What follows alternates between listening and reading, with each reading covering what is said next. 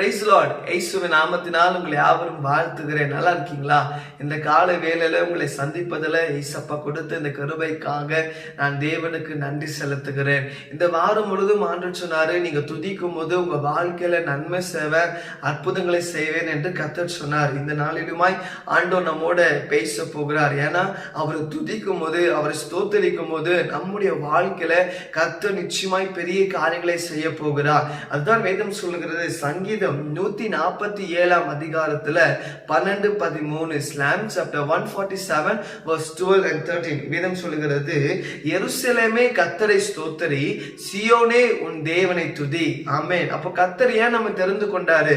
கர்த்தர் ஏன் உங்களை தெரிந்து கொண்டார்? அவர் சொன்னார்ல, நீங்க என் ஜனமா இருக்கிறீங்க, நான் ஏன் உங்களை தெரிந்து கொண்டேன்னா நீங்க கர்த்தரை துதிக்கணும், ஸ்தோத்தரிக்கணும். நீங்க எந்த அளவுக்கு நீங்க கர்த்தரை ஸ்தோத்தரிக்கிறீங்களோ, நீங்க எந்த அளவுக்கு நீங்க கர்த்தரை மகிமைப்படுத்துறீங்களோ, நீங்க எந்த அளவுக்கு நீங்க கர்த்தருக்கு நன்றி செலுத்துறீங்களோ, உங்க வாழ்க்கையில நீங்க ஒரு உயர்வை நீங்க பார்க்கலாம். உங்க வாழ்க்கையில கர்த்தர் ஆசீர்வாதத்தை கொண்டு வருவார். அப்ப கர்த்தர் நம்ம துதிக்கிறதுனால, அவரை ஸ்தோத்தரிக்கிறதுனால ஏசப்பா நம்முடைய வாழ்க்கையில என்ன செய்யறாரு? நேற்று பார்த்துல ஆண்டவர் சொன்னாரு, அவர் உன் வாசலின் தாழ்பால்கள் என்ன பண்றாராம்? பலப்படுத்துறார். அப்படின்னா உங்க வீட்டின் தாழ்பால்கள் பிசாசி உங்க வீட்டுக்குள்ள வராதபடிக்கு, பிசாசி உங்க குடும்பத்தை தொடாதபடிக்கு அவர் விசேஷ வேலி போட்டு தன் வாசலின் தாழ்பால்களை கர்த்தர் பலப்படுத்துறார்.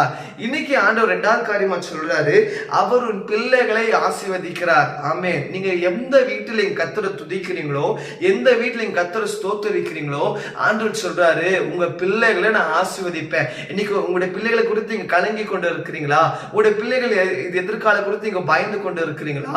ஆண்டவர் சொல்றாரு, பயப்படாத, கலங்காத, நான் உன் பிள்ளைகளை ஆசீர்வதிப்பேன். என்ன, எங்க பிள்ளைங்களை கீழ்ப்படியவே மாட்டேங்கிறது, சரியா வேலைக்கு போக மாட்டேங்கிறான், சரியா படிக்க மாட்டேங்கிறான், அவனுடைய எதிர்காலம் எப்படி இருக்குமோ? இல்லங்க, ஆண்டவர் சொல்றாரு, நீ புலம்பாத, வெளியே கர்த்தரை துதி. உங்க பிள்ளைகளுக்காக நீங்க கர்த்தரை ஸ்தோத்திரிங்க, உங்க பிள்ளைகளுக்காக நீங்க கர்த்தருக்கு நன்றி செலுத்துங்க, அவர் உங்க பிள்ளைகளை ஆசீர்வதிப்பார். ஆமென். விசுவாசிக்கிறீங்களா?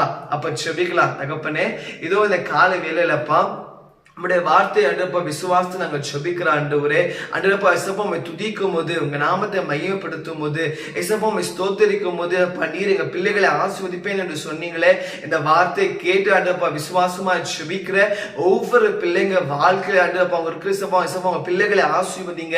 அண்டப்பா உங்க பிள்ளைகளுக்கு நல்ல பலம் கொடுங்க, நல்ல ஞானம் கொடுங்க, நல்ல அறிவு கொடுங்க. எசப்பா உங்க பிள்ளைகளை கத்த நீங்க ஆசீர்வதித்து நல்ல ஒரு எதிர்காலம் கொடுக்கபடியா நாங்கள் செபிக்கிறப்பா.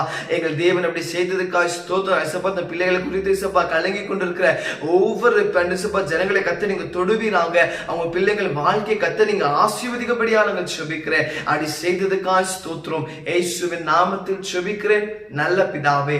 ஆமென். ஆமென். God bless.